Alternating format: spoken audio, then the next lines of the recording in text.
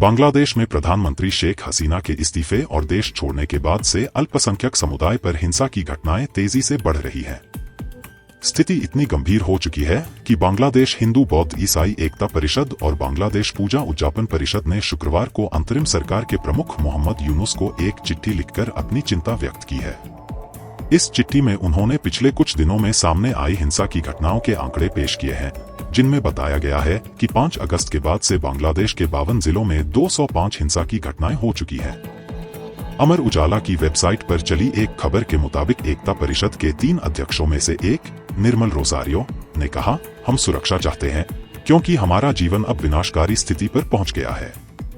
हम रातों में जागकर अपने घरों और मंदिरों की रक्षा कर रहे हैं। मैंने अपने जीवन में इससे पहले ऐसा कुछ नहीं देखा। उन्होंने अंतरिम सरकार से अपील की कि देश में सांप्रदायिक सौहार्द को बहाल किया जाए और इस मुद्दे को गंभीरता से लिया जाए। इस चिट्ठी पर बांग्लादेश हिंदू बौद्ध ईसाई एकता परिषद के महासचिव राणा दासगुप्ता और बांग्लादेश पूजा उद्यापन परिषद के अध्यक्ष वासुदेव धर के हस्ताक्षर हैं।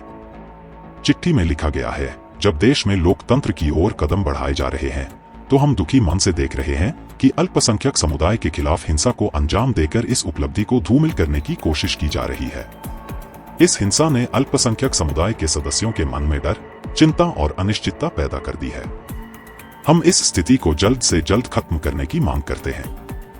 एकता परिषद के एक सदस्य ने कहा, अल्पसंख्यकों पर हमला करने वालों को न्याय के कटघरे में लाया जाना चाहिए।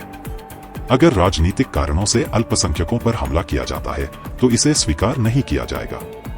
जो भी अपराध करता है उसका न्याय होना चाहिए, लेकिन घरों को जलाने और लूटपाट से इसका समाधान नहीं निकलेगा। उन्होंने यह भी बताया कि हिंदू समुदाय के कई सदस्य अपने घरों से भागकर सुरक्षित स्थानों पर शरण ले रहे हैं, यहाँ तक कि वह खुद भी अपने दोस्त के घर में रहने के लिए मजबूर हैं। बांग्लादेश में हालिया हिंसा का सिलसिला 1971 में देश की आजादी के लिए लड़ने वाले स्वतंत्रता सेनानियों के लिए तय किए गए आरक्षण के खिलाफ जुलाई में शुरू हुए विरोध प्रदर्शनों से जुड़ा है। ये विरोध धीरे धीरे पूरे देश में फैल गया और छात्रों ने प्रधानमंत्री शेख हसीना के इस्तीफे की मांग शुरू कर दी। इन प्रदर्शनों ने इतना हिंसक रूप ले लिया कि 5 अगस्त को शेख हसीना को अपने पद से इस्तीफा देकर देश छोड़ना पड़ा। फिलहाल वह भारत में है। बांग्लादेश में मौजूदा स्थिति को देखते हुए नोबेल पुरस्कार विजेता मोहम्मद यूनुस के नेतृत्व में गुरुवार को एक अंतरिम सरकार का गठन किया गया है। इस अंतरिम सरकार की देखरेख में अगले कुछ महीनों में चुनाव कराने की योजना है, लेकिन देश में बढ़ती हिंसा और अल्पसंख्यकों पर हो रहे हमलों ने सरकार के सामने गंभीर चुनौतियां खड़ी कर दी हैं। बांग्लादेश के मौजूदा हालात और अल्पसंख्यक समुदाय पर हो रहे हमलों से देश में असुरक्षा और अनिश्चितता का माहौल बना हुआ है। हिंदू, बौद्ध और ईसाई संगठनों ने अपने समुदाय की सुरक्षा के लिए सरकार से तत्काल कदम उठाने की अपील की है, ताकि देश में शांति और सौहार्द कायम हो सके।